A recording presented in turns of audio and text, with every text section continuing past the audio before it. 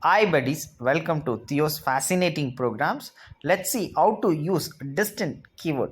So first let's see what is a distinct keyword. So distinct keyword is used to eliminate the duplicate records from the output. For an example, let's see. So there is a table and there is a column called DEPT and you can see that data get repeated like sales, IT.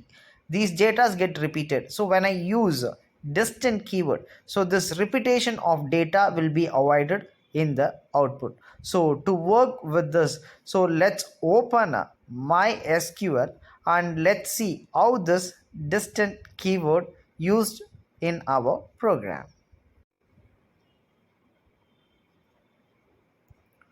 Open a MySQL and enter the password of your MySQL. So MySQL prompt will be displayed. Now start accessing your database with the help of a keyword use and the name of the database. So once you access it, so select your respective table. So I just select my table called books.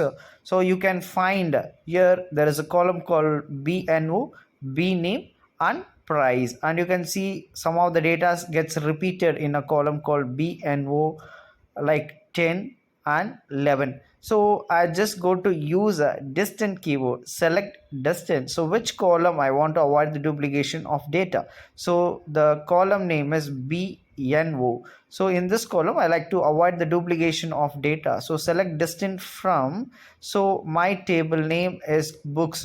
So I just give it, you can find it, just displays as 10, 11, 12, 13. So even though the data 10 and 11 repeats in a table, it just displays only once in our SQL output. So this is how you have to use a distinct keyword and display the output, avoiding duplication of data.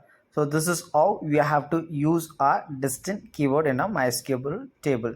So I hope the video will be helpful. Thank you for watching.